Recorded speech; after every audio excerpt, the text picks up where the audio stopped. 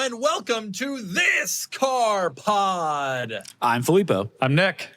Nick is here because Kenan is still out on the longest trip in the history of the world, but he'll be back. I don't know. Next week we'll have Kenan again. Yeah. Next week we'll have Kenan again, and we'll hear about the Europe trip. That sounds delightful. All right. What we got news. There's a lot to cover this week, just like there always is. We got news. Tell me the news. Start with the first story. It's Hot Wheels wheels. That right there, what you're looking at there, Nick, is a Ford Maverick with a wheel that is a Hot Wheels wheel. Do you understand?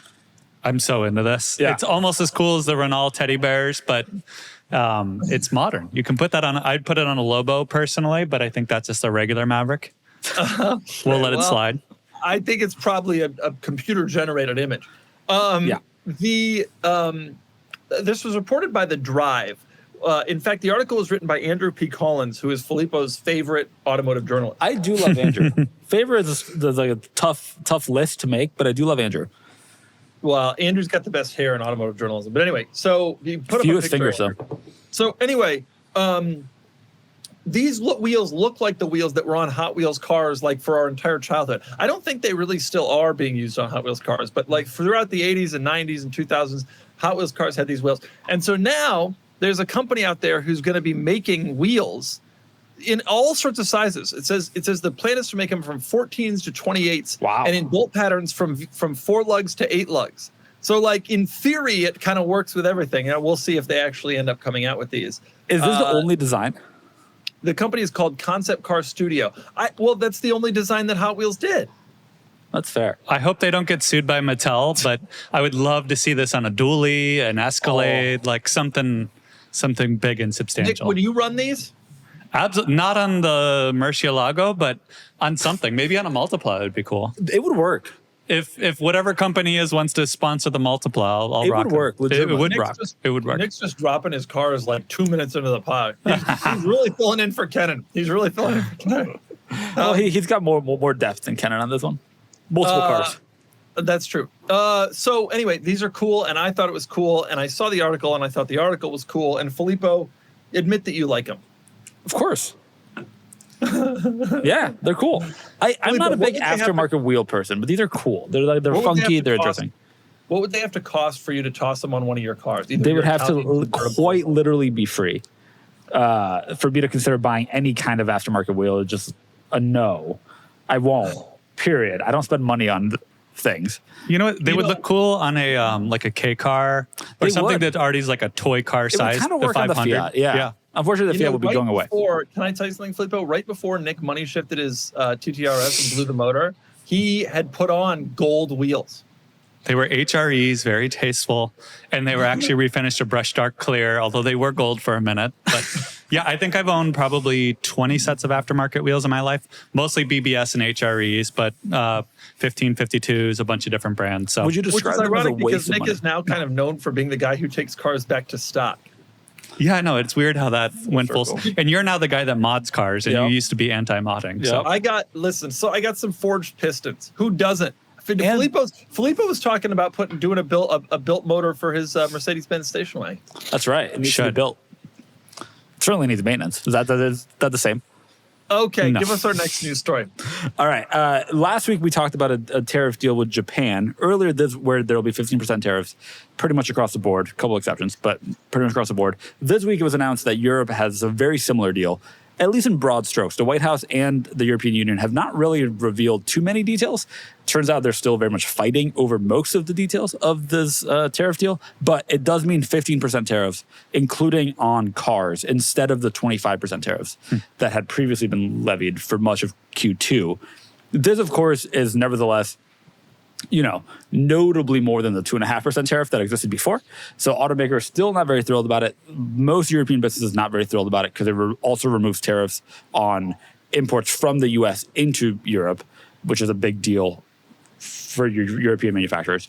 I will note, this is coming at the same time as Q2 results are coming out for manufacturers. And Mercedes-Benz has changed their guidance on their profit margin, and it's gone down by about 3 percentage points from 6 to 7% to they're forecasting about 3 to 4% profit margins because primarily of tariffs into the US. 50% decrease. Porsche has also announced that they've done a few more price hikes. Prices went up a little bit in Q2, which we've talked about already. And they've also revised down their expectations as a result of tariffs, even though there will be now a lower tariff. Can I ask the question that's on everybody's mind? Yeah. The chicken tax. Is the chicken tax eliminated with this? That's a great question. I don't think it's been part of the conversation. Well, but you understand what I'm asking. I do. Ultimately, the chicken tax was put in, Nick, for your knowledge. Germany, I think, was taxing chickens that the United States was shipping to Europe. And so in retaliation, the United States put huge tariffs on pickup trucks that were being sent to the United States from Europe, because at the time the Volkswagen bus pickup truck version and cargo van version, which was also part of the tax, had a huge impact on the U.S. And so they put in these huge tariffs, the chicken tax, and that tax, which has become sort of this obscure policy, has had an enormous impact on the production location of pickup trucks globally for the rest of time. Most automakers build pickup trucks in the North American countries that they want to sell in North America, because it's basically impossible with the chicken tax to get the vehicles to comply, because the chicken tax is significant. It's a 25%, I think. Yeah. So Mike, I wonder if this has gone away and now we're all going to be at 15 across the board. That'd be great news for the Lotus Elitra and the Ineos Grenadier. Lotus Elitra made in China, by the way, so not subject to these tariffs. But the Grenadier people, the Ineos people must be thrilled. Yeah, if they get around it. The chicken tax does not apply to SUVs, so the Elitra wouldn't have counted anyway. But yes, the Grenadier pickup is the only vehicle that is currently paying the chicken tax, aside from individual private imports. And it's expensive as a result. Like, it's massive money. Do you think this is why so many car collectors get into the chicken business? Interesting. Because there are many that have chicken fried sandwiches. Okay, got it. Yes. Got it. So these tariffs, they've already obviously driven up vehicle prices. However, the automakers have, in some sense, just borne the cost of some of the tariffs. Yep. It's impacted both their bottom line and the cost to the consumer. It's kind of an interesting thing. We thought China would pay the tariffs, but actually not only have we paid for them, but shareholders and the employees in these companies have paid for them. So it's going great. So my question is actually, so Japan is negotiating a better rate. It's 15%. And most of Europe is now too. So Mexico and Canada are really the hardest hit by Trump's trade policies, like the opposite of NAFTA, basically? In many ways, yes. Yeah. Going great. Well summarized. All right, next news story, please. All right, we get to talk about BMW M3 colors, but Kenan's not here, this. So therefore we have to skip this news. I can't believe you're doing this news story. I saw this news story and I was like, it's an extra $4,500, but you can choose Dakar yellow, Laguna Seca blue, all the heritage colors, basically. What is all the heritage colors? Is Phoenix yellow there? I hope not. I didn't see that. I have not reviewed the full list. I don't think so, though. It wasn't in any of the news stories. There's Oxford green will also be a color. Of course, they already offer Isle of Man green, which is a good green to start with. I think Techno Violet's back. Yeah, Techno Violet would be cool. Folks, I gotta be honest, if they don't allow Phoenix, what do they allow? They will have red too. Does that matter to you? Techno Violet, they already do a purple. If Phoenix isn't one of the colors, my heritage is Phoenix yellow. Okay, Nick, back me up on this. It's a color. That's about as far as I'll go with you. I'm personally not a fan. I know it was a big thing for the E46 M3, but I am. Filippo, you know the color? Of course. Yeah, it's a famous color, and if they're bringing all these heritage colors back to the bucktooth car, and they're not giving us Phoenix, then come on. I mean, I think we can all be honest and say that this yellow doesn't look that phenomenal on this car, but it's cool to have the colors come back. It's cool for there to be a nod to the heritage.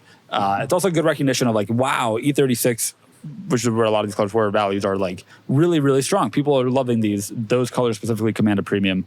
Let's recreate that. It's a smart idea. On the subject of yellow European luxury cars. Sure. I have a story to tell you about Nick. I'm not sure if the audience is aware of the story. About 4 years ago, Nick's browsing one of the Craigslist or something, I don't know. And there's a guy in Phoenix who's listed a yellow Cayenne. Now, in 2011 through 2013 or 14, there was a yellow called sand yellow. And the guy's got this thing listed. And that's a special color. There were only a few made because it's heinous, but it's cool, right? And so Nick does what Nick does, which is he lowballs the crap out of the guy. And the guy was so offended that he pulled the listing. And God knows what happened to the car. But But then later, Nick had this huge remorse. Like he desperately wished that he had bought the car. So over time, in the 4 years since then, he's recontacted the guy several times, including offering him his full ask. And the guy just ignores him now because he was a lowball scum. And you could have had a yellow Cayenne in the group here. This is all true. Usually Doug highly embellishes stories like the Money Shift TTRS, which never happened. However, the guy was a personal injury lawyer, as all purveyors of great use SUVs are. So true. And I had his law firm contact information, and I could kind of drip him. But my requests have been unreplied to for quite some time. I have seen a sand yellow 958 around Phoenix a few times, including at the Porsche North Scottsdale dealership, and I almost ran him down to be like, "Are you the guy?" But it's thankfully the Cayenne ended up being my wife's car, and I don't think she would have appreciated sand yellow for the last 5 years. So I think black ended up being the better choice. Black wheels, red interior is a classic. Yes, Nick spec, but. Cool colors, to bring this all back, cool colors get you your money back. That $4,500 for a heritage color. Worth it. When you go to sell it again on the secondhand market, you will get that back and then some. So by all means, please stop ordering silver, white, and black cars. Just get anything cool. I don't know if it's quite that cut and dry that you get $4,500 back. A lot of factors are Phoenix yellow, you'll probably get 10x that back, but the rest of the colors should be about 2x. I will say, to your point, we actually have a good question coming about this in the questions segment, this very topic. So we'll save more discussion for then. Move on to our next. Can I say one last thing about it, though? Because I don't know the question, so I want to hit it now. Already, if you're getting a non-competition new M3, you're kind of more of an enthusiast in the classic sense, because that's the manual one. The comps are faster, but all automatic.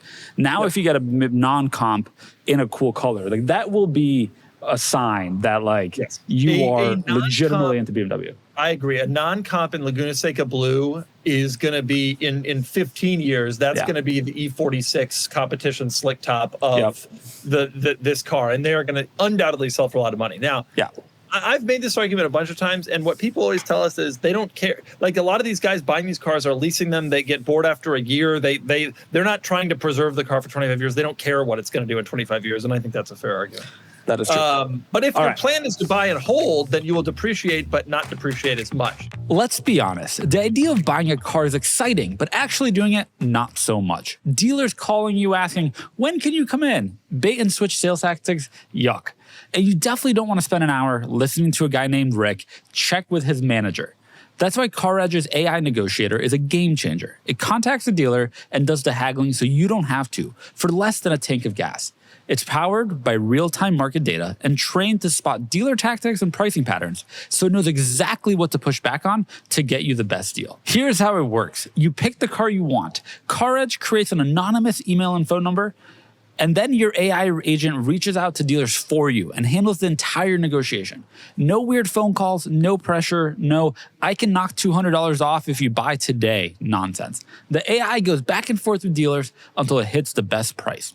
You get the full chat history, full transparency, and zero headaches. It's like sending in a car buying assistant with no patience for sales tactics.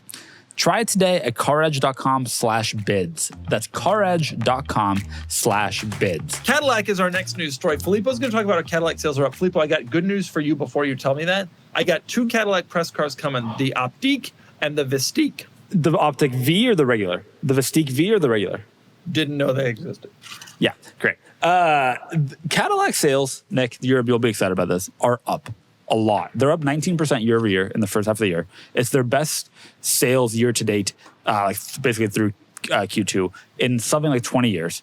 Driven mostly not by the CT4, or I think the CT4, not by the CT4, but by their electric lineup. Their electric lineup is doing really, really well. Sales even in California, as a result, are up close to 25% year over year. They're we've all wondered, will Cadillac ever be successful? Because honestly, when was the last time you saw a CT4 or a CT5? Never. And the Escalade has always done well. But clearly there has been a good response to the Vistic, Optic, the other one that's the bigger one. Lyric? The Lyric, yeah. Which have all done well and have really helped propel strong sales. The thing with this is, if a patient is in a coma on life support and then they wake up, that doesn't make them in good health. That just means they are slightly less dire than they were before. Yes. So yes, 19% improvement is easier to do if you are in the absolute gutter and but trying it's to still grow. improvement. Yeah. Lincoln's not improving. True. True, but I no think other manufacturer is really doing all. Toyota has had a good half, but like this is real growth in a tough market cycle. When EV new registrations are down generally, to have really taken a fair amount of market share in a new segment for you when it was not at all aligned to your old brand of STSs, it's pretty good. They did just refresh the entire lineup too. I just am surprised how few cars Cadillac sells. Cadillac last year only sold 160,000 cars in the U.S. BMW last year sold 375,000 cars. Okay, 200,000 cars is a large difference, but given where Cadillac was at, these gains, if they remain consistent, get them there quickly. Yeah. How many of those sales are Escalade? It's just kind of interesting. Apparently, the EVs have really driven the sales increase, which makes sense because that's most of their lineup. The XC6 is dead. The XC5, I think, is dead, but they might bring the new generation now that they weren't going to before. But it's mostly EV driven and Escalade driven. You got to wonder if some of this actually is an interesting point. That actually makes an interesting point that they're actually succeeding despite the general industry trend of EVs kind of being harmed. So maybe Cadillac finally found the niche that they were looking for after all these years. Yeah, it's cars where the port to charge it opens slowly in little increments. They fixed that actually.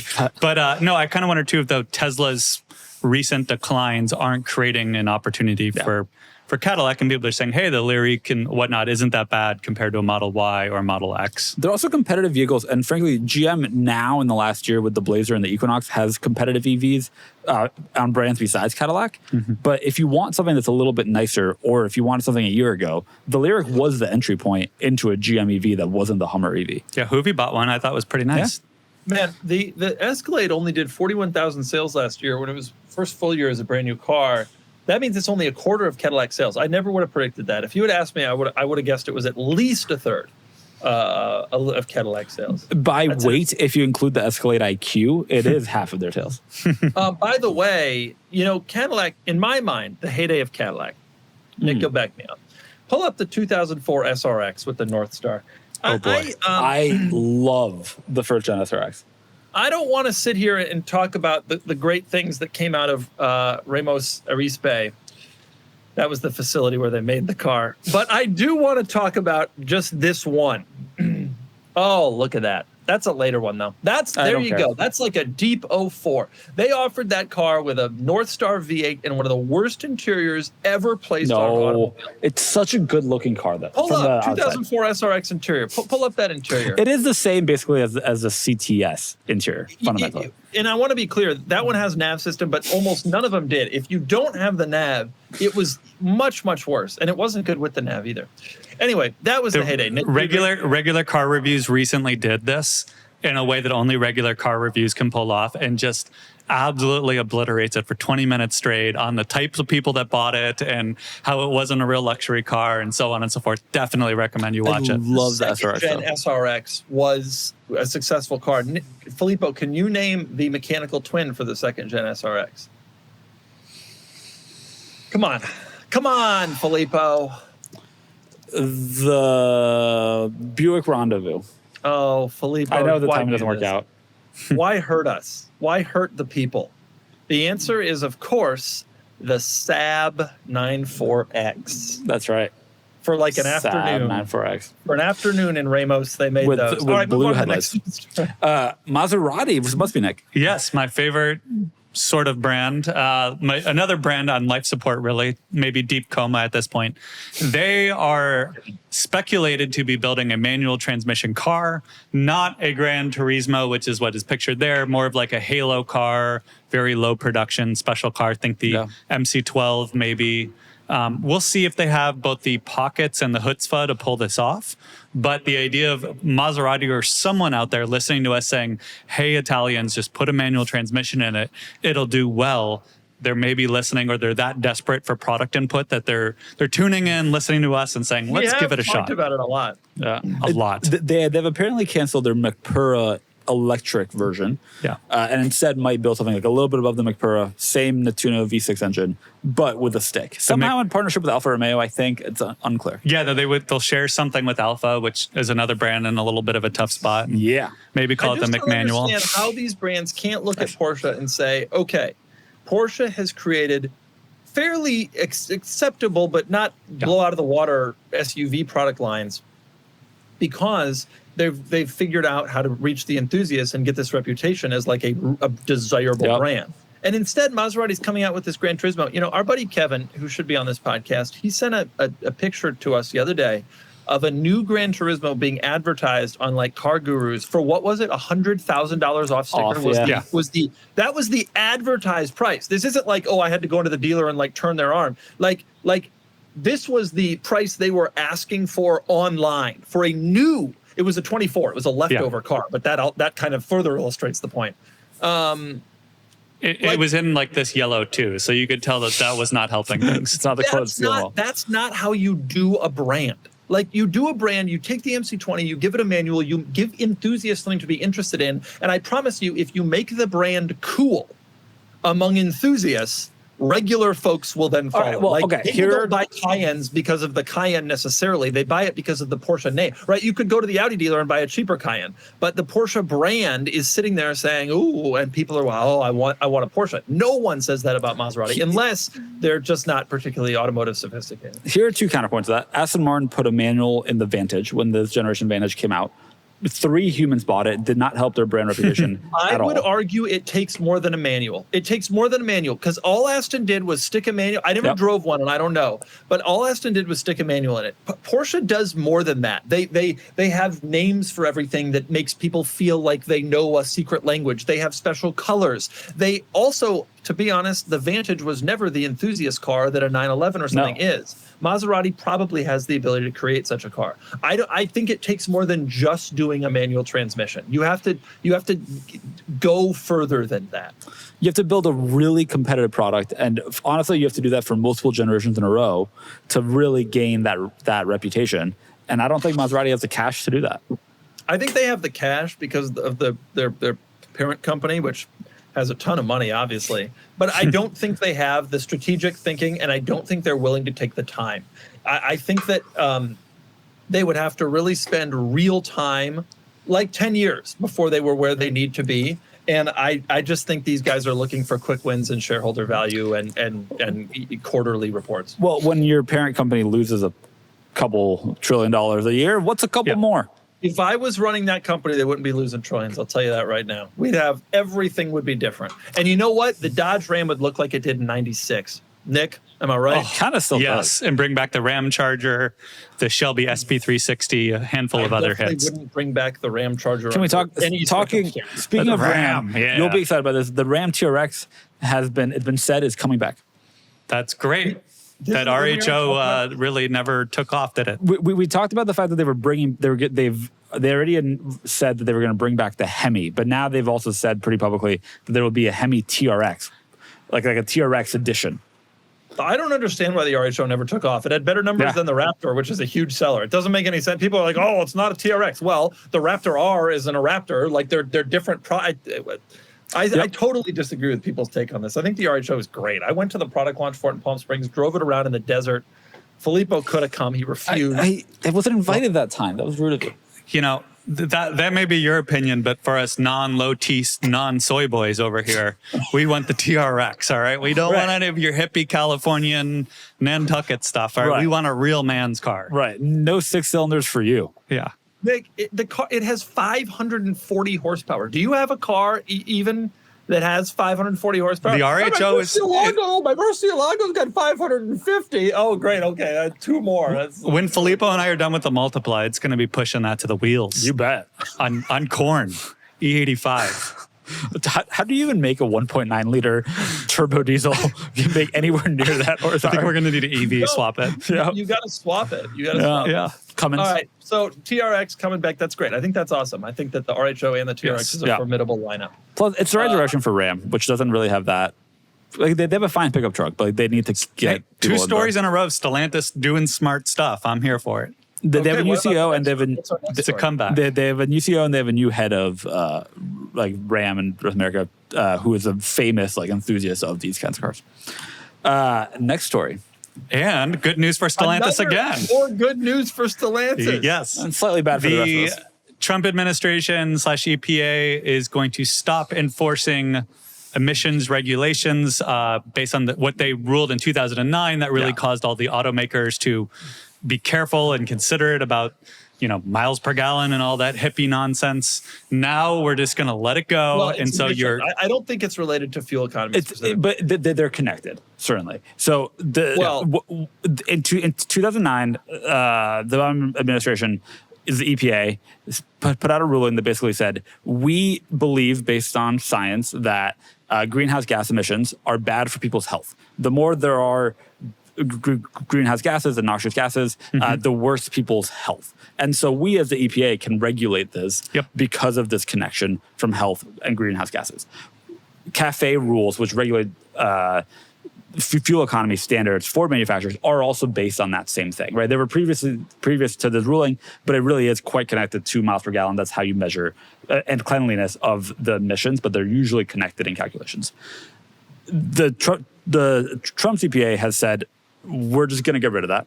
Not because there's new science, but because we just want to get rid of that. It's impeding business. And it will presumably change behavior. Can I tell you something? I don't think, I'm going to take a guess here. I don't think anything's going to change. I don't think the automakers are going to make big product decisions based on this. I think anybody with half a brain is going to realize that any more rational administration, including another Republican administration, will probably go back to some of the changes that Trump's making. I think other Republican administrations probably would keep, and you could probably hang your hat on that if you're an automaker and make some product strategy decisions. But like this is, there's no way this lasts. It's just not. It's not a realistic. Sure, but it creates a window of opportunity for some special editions between now and whenever it goes away. Maybe, like race cats and. Not. At the end of the day, it's that might be true, but it's also possible that it isn't true just based on the fact of how long it takes to develop product. Like I just am not entirely you can't come out with a new powertrain. And most manufacturers have kind of paused work on building up new gas-powered engines. And so they're very behind on that at this point. We talked a few weeks ago about GM building a new V8 plant, which they are doing in New York. I also do think that this means that we're probably going to reuse old powertrains that are less efficient, that are less clean in more of your vehicles going forward, because you already know how to build those. You already amortized the cost of development for those engines. And now there's nothing saying, hey, you can't do that. I'm just thinking of maybe this extends some product life cycles. It certainly does. But I just have a feeling that the automakers aren't sitting here going, all right, let's build them again. It takes time to do that. Writing on the wall. But remember, this rule survived the original Trump administration. I think it changes some decisions, though. Certainly some product mix decisions and kind of how much work you're putting into powertrains that are cleaner right now. It definitely changes mixed decisions on car purchases. I'll tell you that. Can I ask this question? I'm going to pose you a question, Filippo. Yeah. How long does the Charger EV remain on the market? I think for a long time, but they ain't going to sell many. I wouldn't be surprised if they either pull it or just replace it with a gas version. There is a gas charger coming, by the way. I think it looks good. I think there is a gas charger coming. I think this fall it will be on sale. So it's pretty much here with the Hurricane V6, if memory serves. But I'm saying replace it with a gas. I'm saying just eliminate the EV and replace it with a gas. I think there are still places where they want to somewhat offer something in that segment, but I would not be shocked. In California, Nick eats all those foods the organic foods. He goes to the organic food store, and even then he goes up to the counter and says, "Is this organic?" And even we don't see these things on the road. And then he fires up his V12 and drives home. I'm about to buy a Hellcat Last Call version 2 final.pdf because America's getting great again. It will be for sale. I don't have to worry about emissions anymore. It will be for sale. I agree with Doug's take that this doesn't necessarily change manufacturer behavior that much because, again, they're not going to invest in a whole new product line. And if they want to sell their products anywhere else, European emissions standards are much stricter. Euro 6 and then subsequent Euro 7 are much stricter. Tell him we don't care about the Euros. Nick, tell him right now. The only reason you care about the Euros I've never even been to that city. The only reason you don't care about the Euros is that you now have lower tariffs to sell your cars, import your cars into Europe. Oh, so you should, in theory, care. I do think, remember... Money. You know what, Nick? Their dollars are green, and so that is what we care about. I don't know. That's what some people of them say. Some of them aren't. They're also different sizes. They got like holograms and stuff.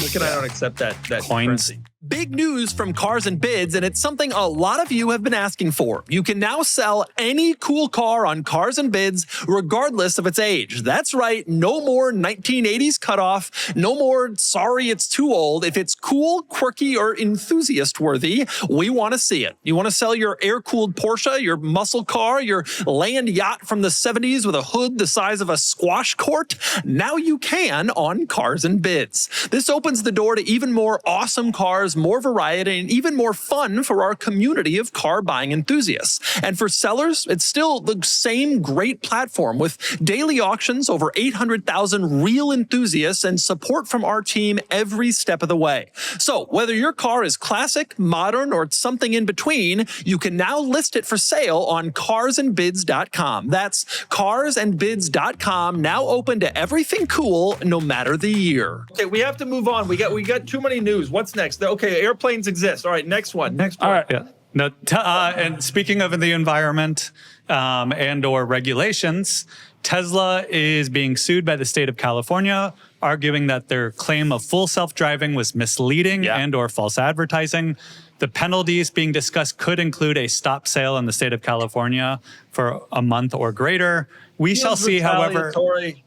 I think the Smoking Tire has done a really great job talking for a while at why FSD was a very problematic claim that caused people to take risks they shouldn't have, that it was incredibly misleading to call it full self-driving. It is none of those.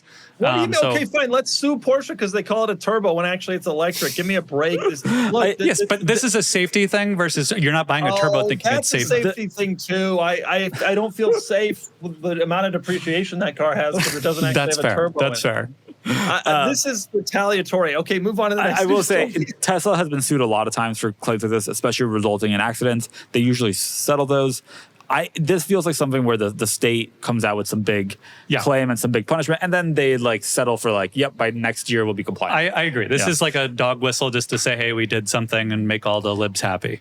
And also, it is fundamentally how state lawsuits against companies often work is we're going to levy this large potential deterrent, namely you can't sell cars, so that you then help us get to compliance. They've been doing that with we're cracking down on Montana plates for a long time. Yeah, it's normal practice. This is California. You never know. Things like this could pervade here. California is home to crazy people like Nick who go to who name their kids things like Clemborn and don't vaccinate them. You never know what might happen.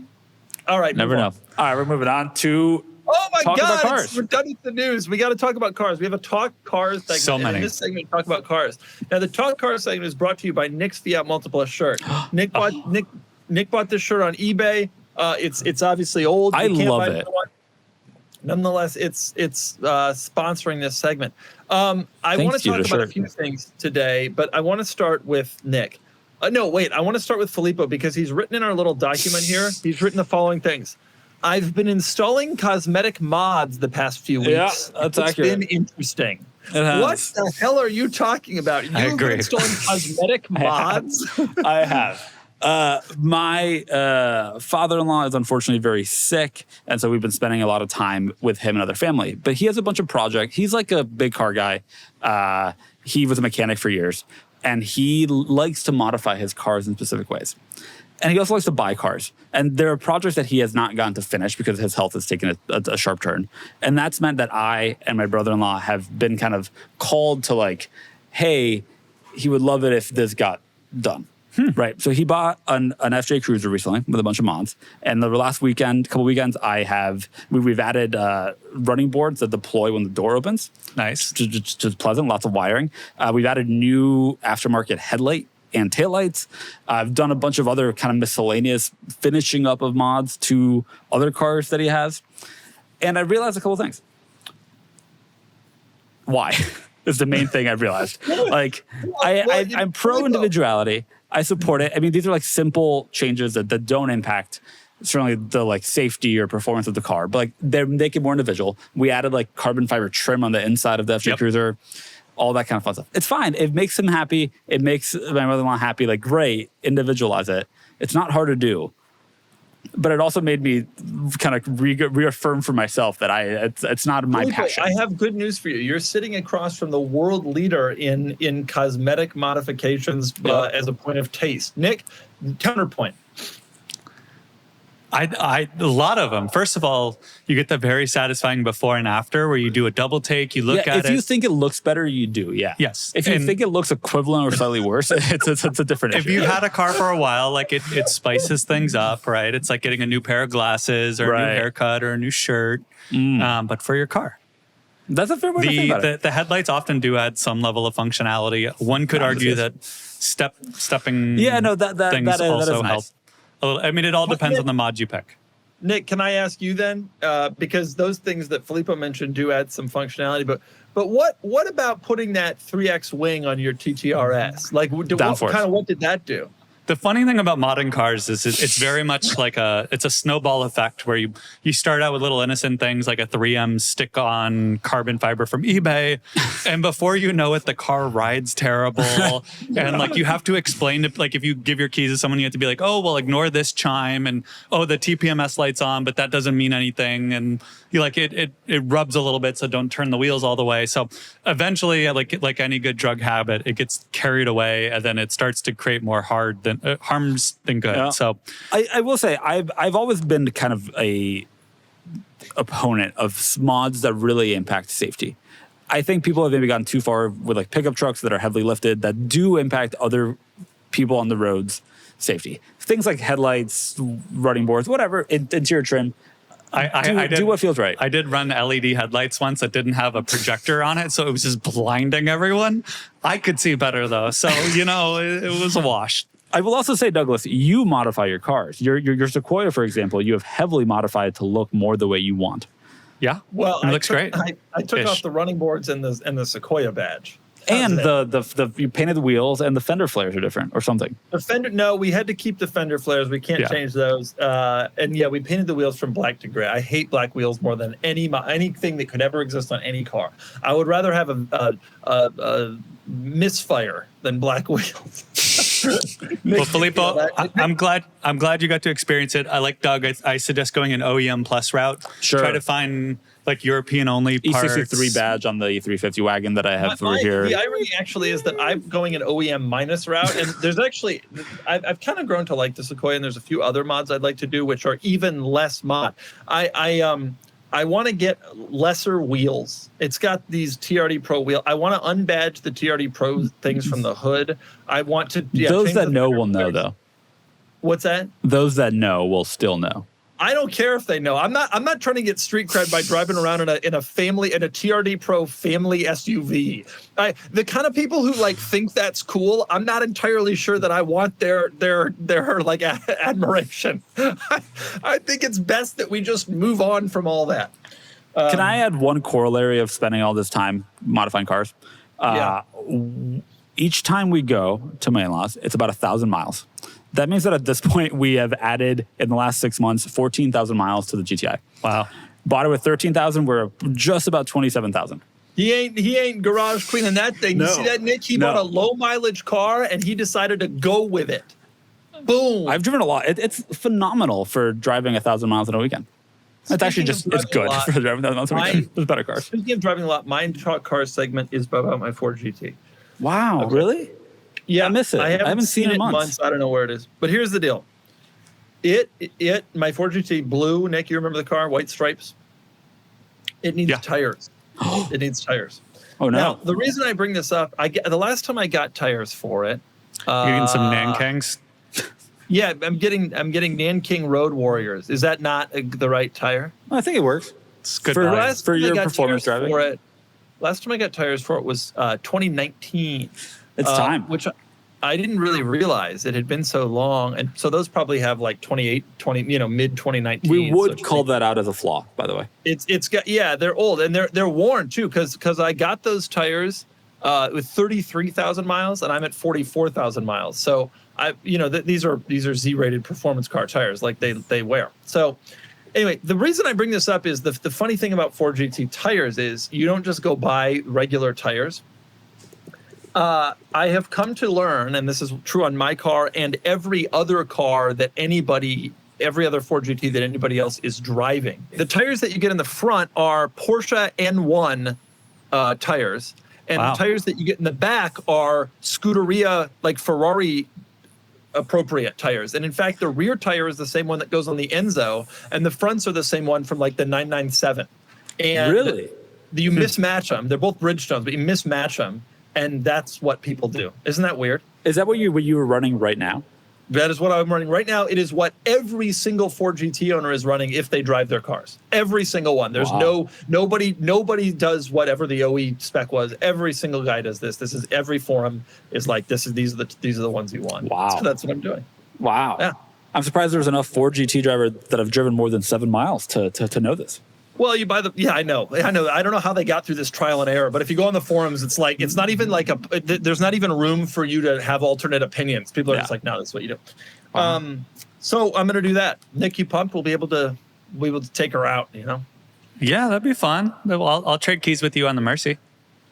No. Have you ever, you've driven my Ford GT? I have. Actually, it was slightly terrifying, and I might have lost some traction just going over to the Point Loma Cars and Coffee the 2 weekends that existed. I have something very exciting to share. The Cars and Bids merch store is live with more designs than ever before.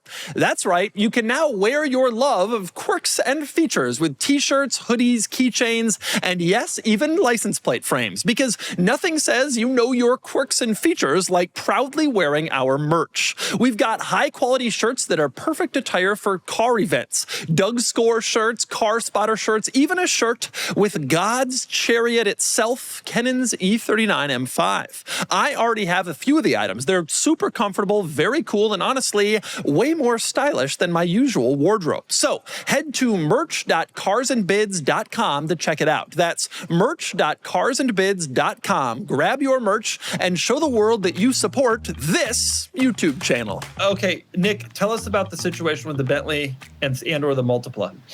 Well, we, and I'm speaking in the global we here, got news the Multipla has been paid for. Wow. It is getting put on a boat next week, and it is expected here much earlier than I expected, the first week of September. That's incredible. It's incredible, but it means, one, I need to clear up some space. Yeah. And two, I don't really want to just juggle all of this stuff mentally, and also financially it would be best. Yeah, so the $7,000. I'm now realizing, one, I got to start prepping for the Multipla, but two, I probably need to start getting rid of the Bentley. And so I immediately started thinking, all right, if I were to upload this to Cars and Bids, what would they put under flaws, and how many of those can I address in advance? So I got an alignment. Thank goodness. Because I drove your car last week, 2 weeks ago, something like that. It was fine. It was pulling a bit to the right. There are things that after having a car and fixing it so much, you just stop noticing that it's helpful to have another person's perspective. Sean told me it stunk, so I got a deodorant or an air freshener. Oh, good. So you just covered it up with a different smell. Okay. And then I'm fixing the window regulator. So you got an alignment and a little pine tree. Yeah. All right. What other big mods you do there, Nick? Well, the big one is to figure out the airbag light. Most Bentley owners learn to live with it. I did order a new passenger occupancy sensor, which I think is the issue, but I'm going to try to knock all those out so that the only flaws listed are cosmetic ones. Nice. Unlike your Fiat, where we will have to have a multi-page flaw disclosure page. I'm just going to do a video. So that's my big news, is really just I'm going to be selling that Bentley soon. I'm kind of sad. How do you feel about this? That Bentley's the one car that you've bought for the purposes of the videos and flipping, whatever, that you've really been into. And when I left for the summer, you were like, I want to keep it for a long time. It's still been fun. I still want to enjoy it. I still do really enjoy it. I've had it since December, so it'll be almost a full year by the time it actually ships off. But I've checked my boxes. I like to produce content for you all. Hey, I'm fixing up my Bentley, but it's no longer breaking. I've done all the road trips. I've kind of said everything there is to be said. So I'm finding myself slightly less attached now that I've checked all the boxes of restoring it, enjoying it, and doing the things. Can we all agree that this ownership experience demystified the Arnage T in a way that makes none of us ever want to own one ever again? Not even because it was unreliable, but just when I see one now, 3 years ago when I saw one, I'd look at it and be like, that person is a baller. And now I look at it and I think that guy's probably driving some janky crap that is barely held together. And also, it's not that good. Oh, I totally disagree with that. But there are things about it that are worse than they should be, given what that car cost when it was new. However, I generally like it. But I am surprised by some things about it. Like the steering's not great, the interior's not that great. Like It is obviously very there's some poor like quality on stuff. Look, the ride is phenomenal. The Yeah. ride is incredible. The and powertrain the leather is is great also. leathery. Yeah. The engine is great also. The feeling of the engine, transmission, the acceleration of that car is really special. That's true. I think the whole package for what you pay for it is pretty impressive. Bang for Yeah, the but buck. Yeah, imagine oh, yeah, paying yeah. $250 for it in 2009. Like, Yeah. Not so much it's that. wild.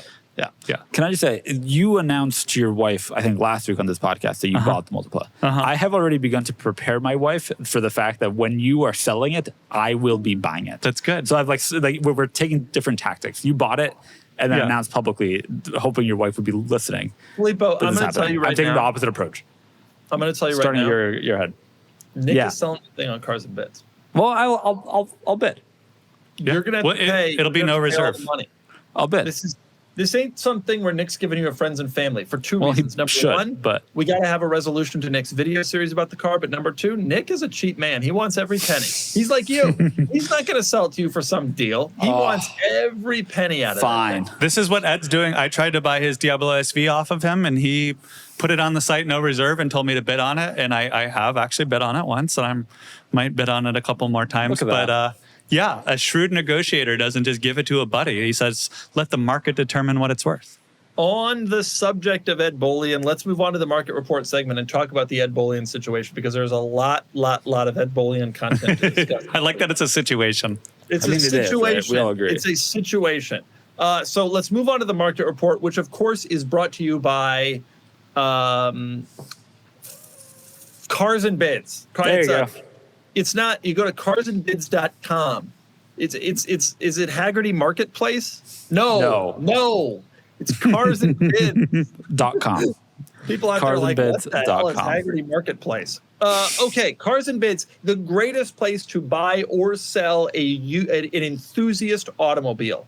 If Yeah. you go on Cars and Bids right now, we have some amazing, I mean, truly special Yeah, you vehicles do. for sale, such as, Nick, I don't know if you noticed this, such as a 2013 BMW X5. You can buy that today.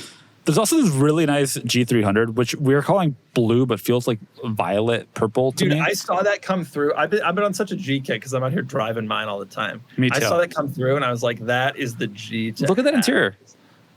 This is so it's cool. a cool interior. It's also badged as a pooch.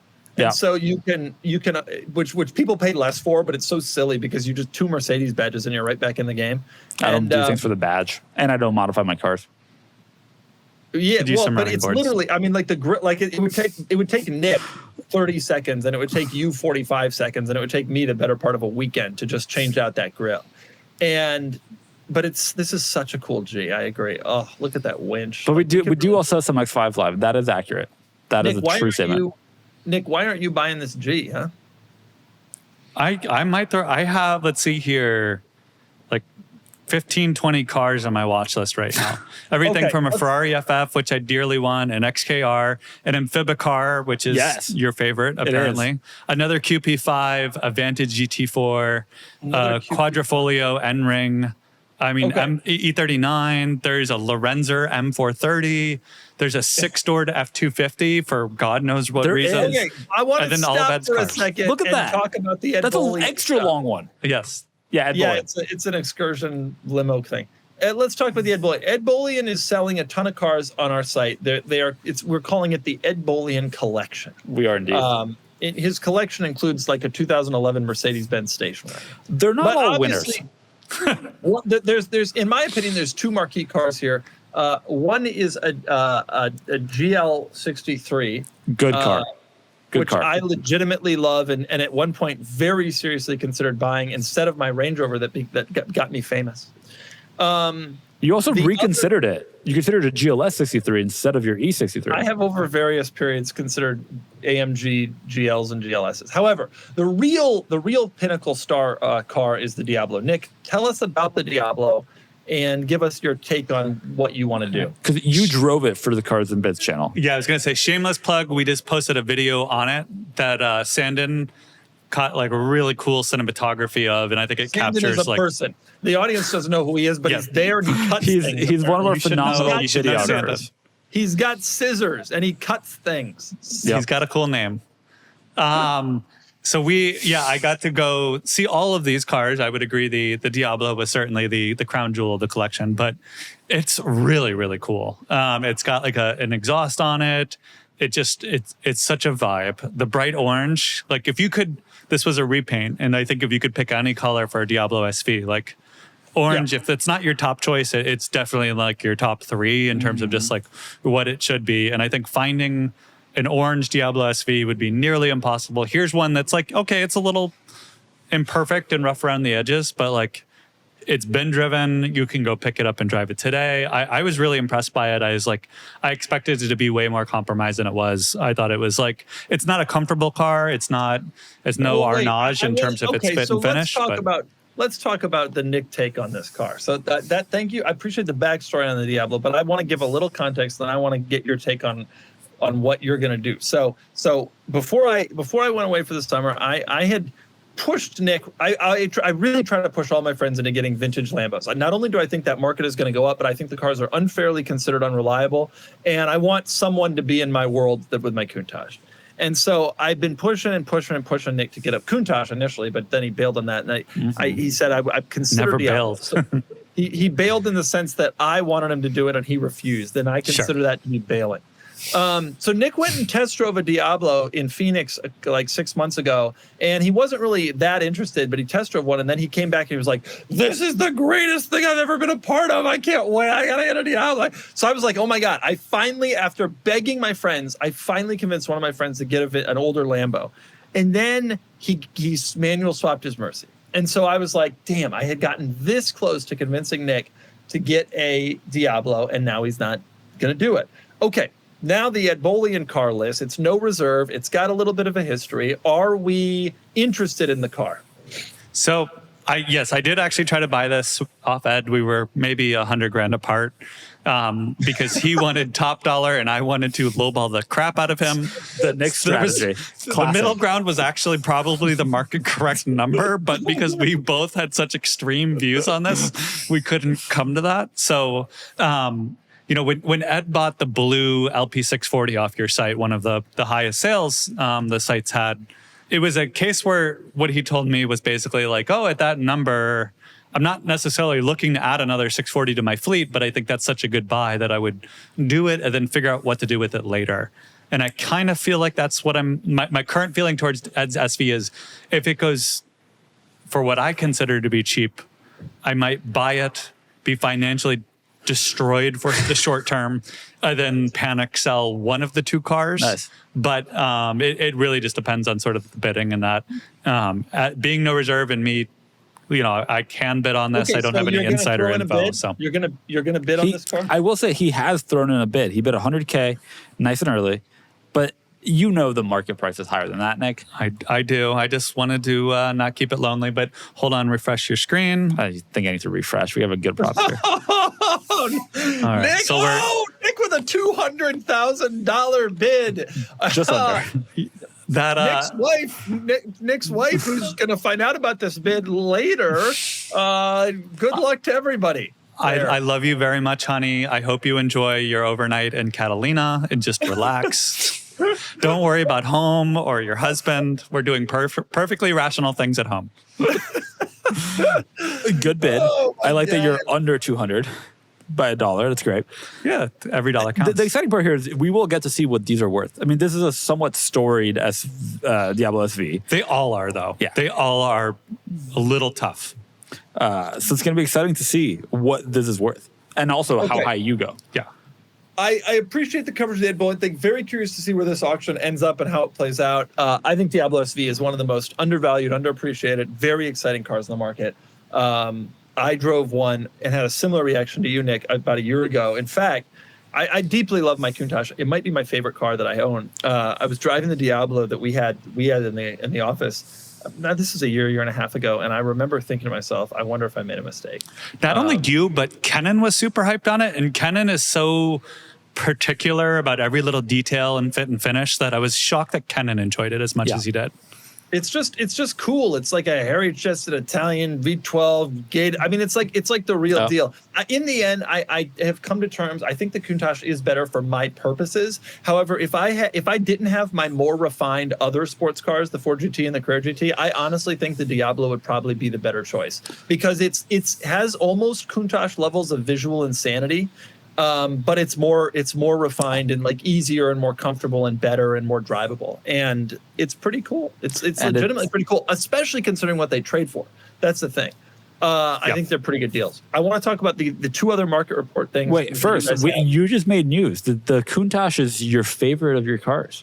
It switches every day, but I think the Countach is really, really, really, really cool. I've kind of bought it on a whim, and it's turned out to be like an absolute love affair that I was not expecting. And I still think they're radically undervalued too. And Nick, I still think you should get one. Get an Annie. Make everybody happy. Okay, Nick, tell us about the Ferrari FF. Well, I have been watching these forever. I think they are super slept on as well. They are Italian V12 shooting brake. If you didn't know what car I was describing, you would think that's like some $1 million Zagato creation that only like the craziest of crazy people can own. These are selling regularly between like 100 to maybe 125, depending on miles. Now, they are known for having issues with their PTU, the power transfer unit, and it basically is like this weird dual transmission setup. I keep hearing that there's fixes underway to try to alleviate some of these. Even with this one actually on your site now has had some work done by a Ferrari dealership to the PTU specifically. But for $100K, even if it's going to be a little bit tough to own, that is a heck of a lot of car. You got a back seat, you got like just ridiculously cool styling. I think it's aging really well. I can still hardly tell the difference between this and the GT4 Lusso. I just think, how is this like the cheapest Ferrari you can buy in the last 20 years, short of like a 360? I agree, especially because it's a modern car. I think it's aging well too. I think it was never an attractive car, but I think it's really. You don't think it was attractive? No, but I think it was always a striking car. Like I wouldn't call it classically beautiful. I think especially from certain angles, I think it just looks downright weird. But it's always been striking and it's always been special in a way that previous four-seat Ferraris weren't necessarily. The 456 is a beautiful car, but is it special? Was it? I don't know if it necessarily. You got to wonder if they're ever going to do another shooting brake like this again. I mean, certainly not for a while. The drawback to this car, though, is, as you said, like there are known reliability issues that have significant costs. And so the real winner is going to be someone who buys this car at a really dropped market price, and then a better fix is discovered. I presume these issues also affect the GTC4 Lusso, meaning you have a long period, a 10, 12-year product run of cars that have these issues. There will be a big market out there for a fix, whether it's from Ferrari or independently. And so it'll be interesting to see. I think a lot of people would happily give up the all-wheel drive if it meant they could just use it. I think that is I actually think rear-wheel drive would be even more fun and crazy. You have a V12 rear-wheel drive, you put an exhaust on it, thing would rip. I mean, that would be so fun. And then you add some carbon fiber stick-on stuff, and then you're happy. You know what this is? I'm gonna go out on a limb here, Filippo. You're gonna agree with me in a wholehearted way. Wow. All right, let me set the stage. It's the late '90s. Okay, Mercedes-Benz comes out with an SUV. Lexus comes out with an SUV. In 2000, BMW comes out with an SUV. X5. Porsche, huh? I'm just naming them as you go. Porsche comes out with an SUV in 03. Yeah. And then, but you know who doesn't have an SUV throughout that whole period? Audi. Audi doesn't have an SUV. And so you know what they do? They realize late in the game they got to develop an SUV. So you know what they do? In a stopgap effort to create an SUV temporarily, they lift the Audi A6 station wagon and they call it the Allroad. And then it comes out in like 01, 02 to try to be an SUV until a real SUV can come out, which is the Q7, which only came out for 07, by the way.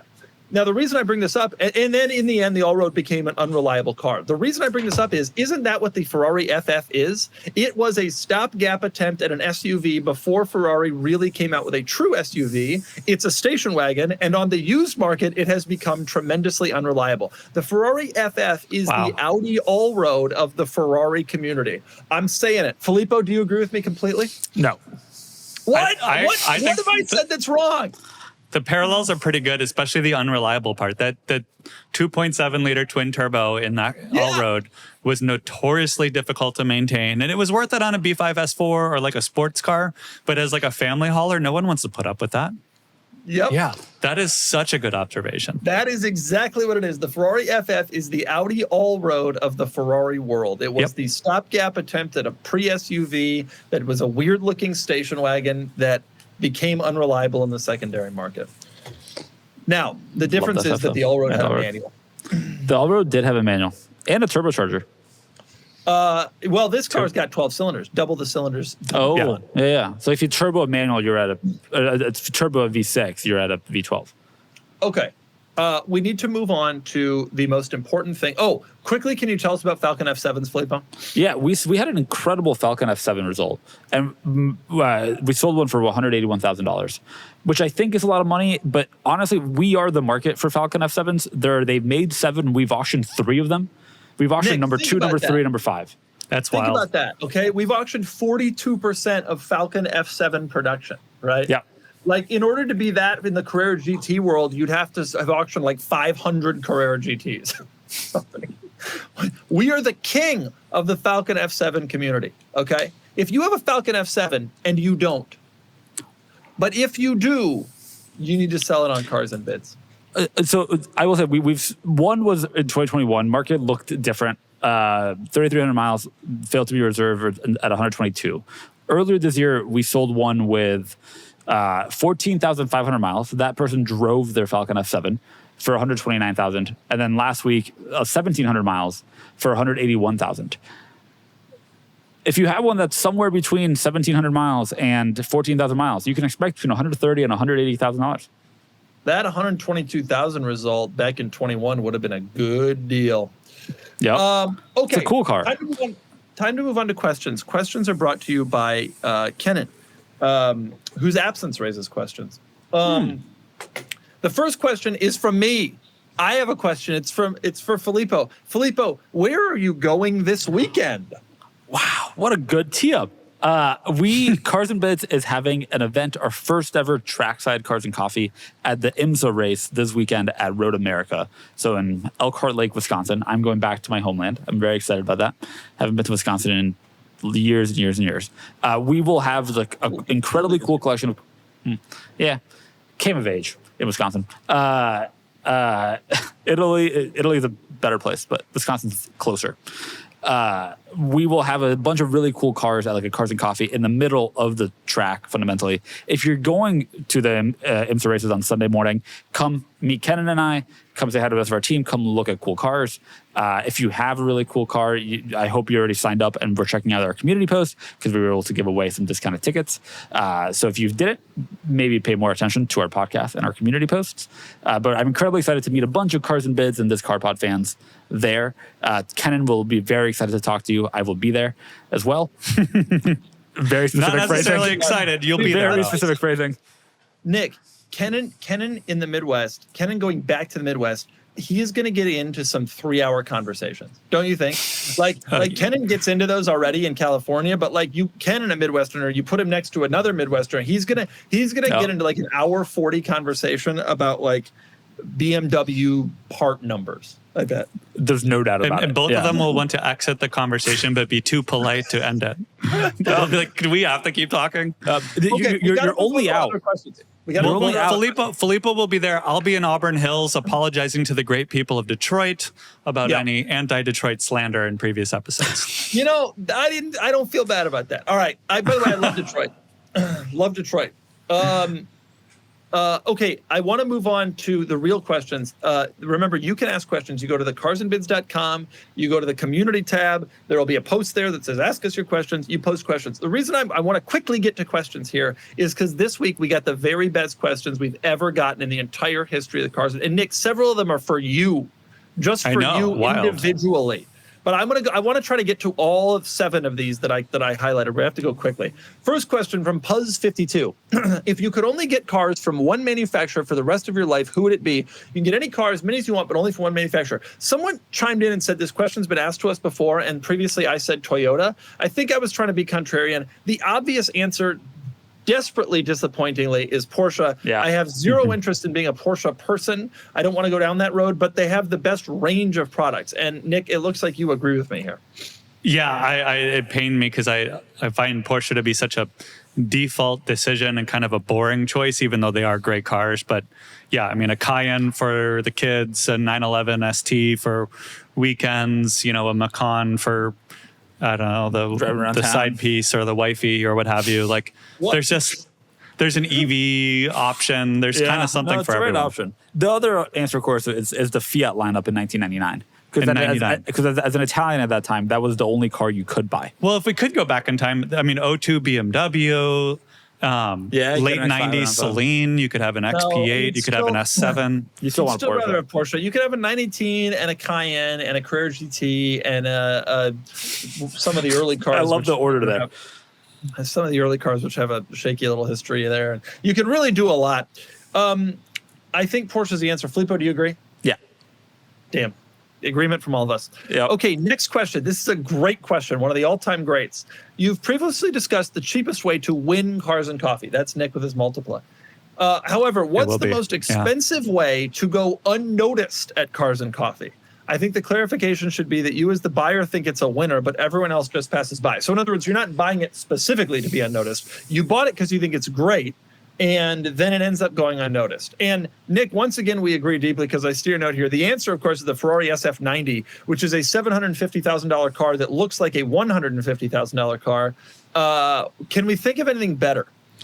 My mind went to a heavily optioned 911 something, right? Like a new 911 with way too many options. Especially at our Cars and Coffee in San Diego, there's a lot of new 911s. It doesn't stand out. I think at a Porsche Cars and Coffee, that wouldn't be the answer. But I think, at a generalist Cars and Coffee, like you showing up and being like, but the key is painted. People will be like, I don't care. That's a good answer. It might be Porsche again. But an SF90 is the correct answer, and that's 3 times the cost, 4 times the cost of that. But I would argue, though, that an SF90 won't go unnoticed. However, a Turbo S with $4 billion in stitching, and you did paint to sample black instead of basalt black, that might be the actually go unnoticed and still cost you $350,000. And an SF90, if you're in Indiana, will be noticed because it's a Ferrari. Yeah. The corollaries, I would say Corvettes, now that they've been in their 7th year, you've seen enough of them that maybe it might not. It's not expensive enough. Of a car. I mean, we're already talking about cars that are 6 figures. Most expensive. The other one that I would put up there is the hottest new EV. So there was a guy at Rancho Santa Fe with a Lucid Gravity. That's so cool. And he was like, oh, it's got 400 miles of range. And literally no one gave a flying... I would have cared. I'm disappointed you didn't text me. I would have come if I did. I would have gone to see He had a Lucid shirt on, but he didn't work for them. It was so embarrassing for everyone. Yeah, I mean, some of the people get cringe. How about a Gran Turismo? Although, hey, I was thinking that. Yeah, the Cyber Beast, also like the Cybertruck. Yeah. You think it's cool. You spent a lot of money on it. Yeah. No one else will. Next question from Callie Ace. Is the Ford Flex an enthusiast car? Yes. It's a boxy wagon and seems quirky enough. If not now, will it ever be a prized car? No, it will never be a prized car. No. I don't think it's a wagon. I would argue with that characterization. However, Filippo, tell them what version of the Flex is. EcoBoost. EcoBoost. Or if you want to be a little bit weirder, the Lincoln MKT also, of course, an enthusiast automobile. Let me tell you something. The Flex and its mechanical sibling, although they did not look alike, the Lincoln MKT, they offered at one point the same turbo EcoBoost V6 that was in the Ford Taurus SHO, which for that generation they called the Show. So it was 365 horsepower turbo V6. It was a legitimately fast car, and it was bizarre. And it was not beautiful. I do think that is an enthusiast car, and I would happily sell an EcoBoost Flex or MKT on Cars and Bits. We may have already, for God's sake, and we should. Good question. Have we? No, we've never sold. We've never sold an MKT. I mean, they don't exist. Every time I see one, I check for an EcoBoost badge, and they're just not really there. We've never sold a Flex either. Sad. Okay. Next question from Germany 21. Now that Nick is here, I need to ask again. Can I you know, please this is tell wild. us how your wives would rank your personal cars, or tell us what your wife's favorite car was that you have ever owned? For me, I don't think my wife has a ranking of my cars other than she likes hers the best. I think if you really put her on the spot, she wouldn't necessarily be able to name the cars. Nick, what is your situation? Nick's got a Ford Focus, a Cayenne GTS, a Murcielago, and a Bentley Arnage T. How do you think your wife would rank those cars? And I want to go historical too. So her favorite car, mine of all time, is the yellow P38 Burger Yeah, that Edition. you sold. She brings it up literally like probably monthly. My wife is not really into cars. It's not her thing, but we had a lot of happy memories. So there's a sentimental attachment. It was like a great beach cruiser. The yellow just brought joy into everyone. So that was her favorite. Her second favorite was my B7 S4 in red called Ginger. Again, we had the just got married on the back of the mirror when we got married. It was like a both sentimental attachment as well as like Where'd that car it go? sounded good. It looked cool. It sold to the Northeast, and then it sold again to someone in Florida who got hit by a drunk driver, and then it went to Copart. So that Damn, one's. it's off the road. What kind of wheels do you have on it? I had the B7 S4 probably had 10 sets of wheels. When I sold it, it had TE37s, which no one was putting JDM wheels on Audis at that time, which was super cool. Oh, damn. I had Nick track started the wheels. trend. Of course, the irony is the B7 S4 had a pretty cool BBS OE. It did. I upgraded those to BBS CHs and 19s. And then I ran Porsche 911 fronts too, 235, 35, 19. The difference is I bought mine used from a $50 install used tire retailer, and you're looking at Ford GT tires that are allegedly new, I would imagine. So that was the second favorite car. From there, she's kind of like your situation there, like fairly agnostic. She doesn't understand the Bentley. She's like, it's kind of ugly and generic looking. Like, I don't see what's special about that at all. The XP8 definitely confused her the most, where she's like, this is a Ford Explorer. Like, why are you obsessed with this on the level you are? To be fair question. Yeah, she still loves her Ford Focus, which power to her. She's a lady who enjoys simple things like me and the Ford Focus. And the Cayenne, I think she's okay with. But the Mercy, she preferred the R8 than the Mercy. I think because the Mercy draws a little too much attention. The R8 was just like a little more, not that it was below the radar, but it wasn't quite Mercy levels of like, look at me, I'm a Lamborghini person. Yeah. Okay, that's a great answer from Nick. I appreciate it. Filippo, you've already answered this, right? The last time we did it? Probably the GTI is very much my wife's favorite car that we've ever owned. Yeah. Well, that's interesting because it's also by far the newest. And so that might tell you something I about do think your that wife. built-in CarPlay is 50 to 70% of that. Yeah. It does 100%. help. If you're not a car Okay, person.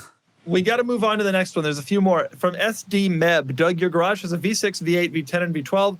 Was that on purpose? If you had to add a four-cylinder, what would it be? My garage does not have a V6. I don't have a V6 car. The Sequoia, I What? guess, counts. But The Sequoia and your wagon are both I V6s. believe my wagon is a straight six. I think if you Google that, that's what you would find. But I will tell you that the fun cars, I have a V8, the Ford GT. I have a V10, the CarEdge GT, and I have a V12, the Countach.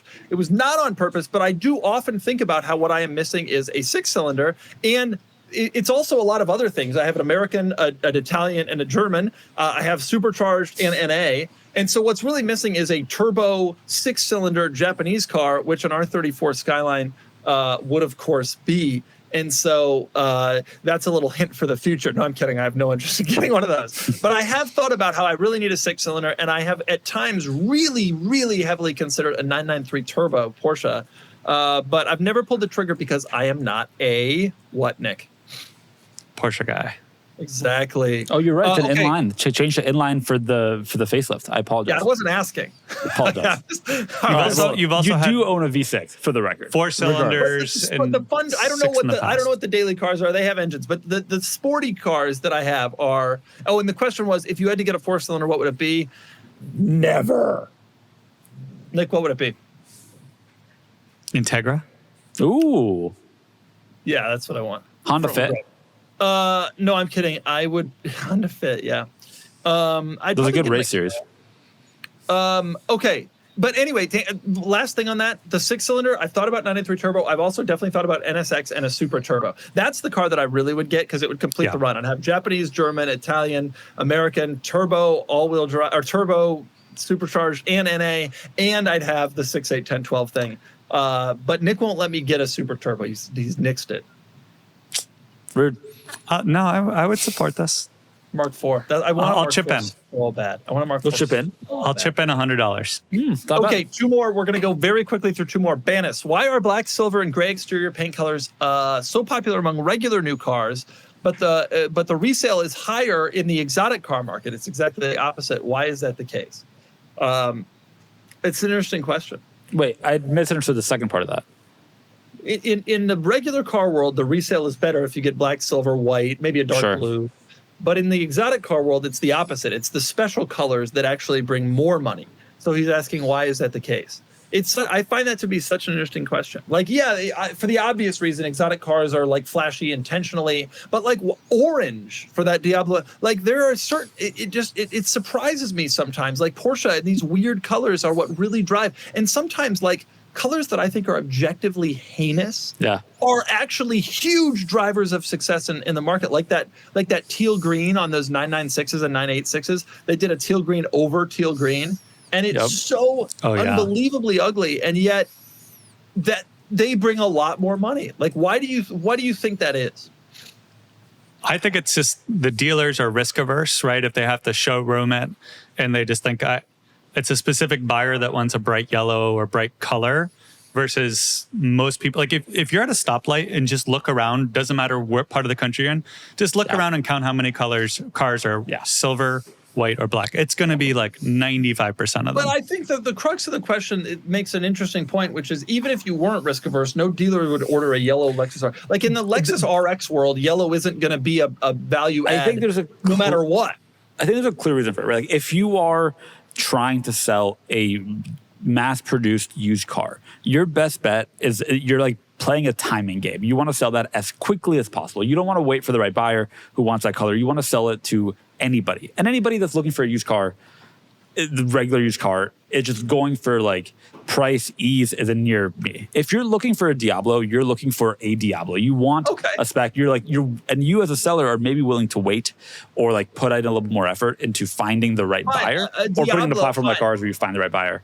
A Diablo, fine, but what about that Boxster? Like that Boxster brings 2x the money, even though it's this weird color combo. Like, why are people willing to basically get what I would consider to be, I'm not going to call that ugly, but certainly like very taste specific. I think this is also a little bit of like says the guy who's a fan of Phoenix Yellow. You're saying that's not ugly. Yeah, we got to get your eyes checked. I guess my point is just like I agree with it, but I like colors for cars anyway. I mean, look at my fleet. It's a wide rainbow array. Yeah, we got white. We got white. We got white. Silver. Don't forget. And then we got silver. You make fun of me, but I got a blue car with white stripes. Any of you got stripes? You got stripes on your cars? Yes, Who? Raise I your do. hand. You have some graphics. You don't have stripes. I have an Italian convertible with stripes. Okay, think about it. The question is very interesting, and I'm not really entirely certain about the answer. I agree with your point that that's why regular cars are ordered in those colors, but I can't quite put my finger on why people want a 997 Turbo in cream white, which looks like sort of a spoiled milk yellow. It's not particularly attractive. It's rarer, but like it would also be rarer on a Lexus RX. Like I don't quite understand. Like why don't you want something? You just want something special. I guess enthusiasts want to stand out a little bit more. But that's even that isn't always true because there are limits to that. So it's like kind of weird. It's kind of weird how the market has collectively done this. With some exceptions, you worry a little bit less about will I get really tired of this color because it's not a car you're driving every day or maybe seeing every day, and that'll gives you some additional like. It's okay if it's a little loud because. It's for when you want to be a little loud. The exception and the running joke has always been Ferraris, you buy them in Rosso Corsa, aka resale red, because red always had a demand. Do you think that's still true in the Ferrari market specifically? It doesn't seem like it. You go to Cars and Coffee and they're every color, right? Like even the Ferraris are now like kind of going in these odd directions. And Ken would argue like yellow Ferraris are usually worth less, but now there's people building the collections in yellow. So like it does seem like maybe resale red is no longer the optimal resale choice. We're in an interesting era. Yeah. Also, I think that's different. I think if you're trying to sell a Roma, red will still help you more than if you're trying to sell a 550.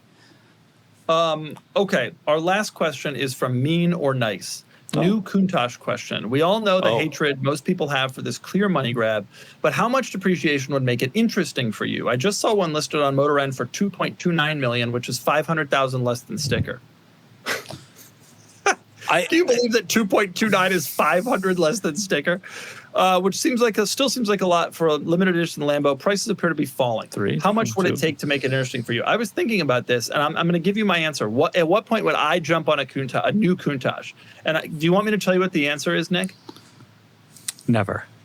150. I think if it got to 150, I would be interested. I don't think even 175. I think at 175, I'd say, what's your price for a regular Aventador, though? About the same. Yeah. All right. So no premium over an Aventador. Right. Yeah, and I was going to say, absolutely, it has no premium over an Aventador. Absolutely not. You've got to at least comp it to like an SV or SVJ in terms of rarity, which is between 800 to $1 million. That's a good. But okay, fine. But I think he's asking me or us. Like, I guess it'd be cool to park them next to each other. But I also think it'd be like getting a replica and being like, I have a real one and a replica. Like, isn't that what this is? Like, it's so atrocious. I just have zero interest in the car. I guess I do have more interest in an Aventador because an SVJ would be pretty cool. Don't you think too, though? Like the whole rule of if they were hated when they came out, they eventually become well liked by the market, and it's a low production. Like, this actually has the potential, because even in the question he said it's clear it's a money grab. Everyone kind of revolted against it. Maybe it has potential. I agree with that, but the only thing I would say about that general rule, which almost always is true, is I generally feel that the cars that they have to be hated and low produced when they came out organically.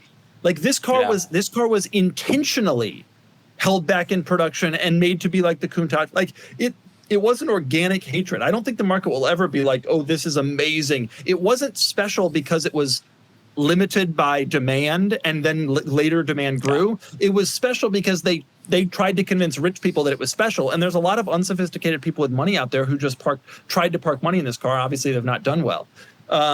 But I think that that's a big distinction between those two things. Dorado was hated and organically did not sell well. And it will do well later. Agreed. It has an upside possibility. Yep. But I think Countach was limited to and made only to satisfy rich guys and try to be a money grab on them. And I don't think that necessarily has legs later, but we'll find out.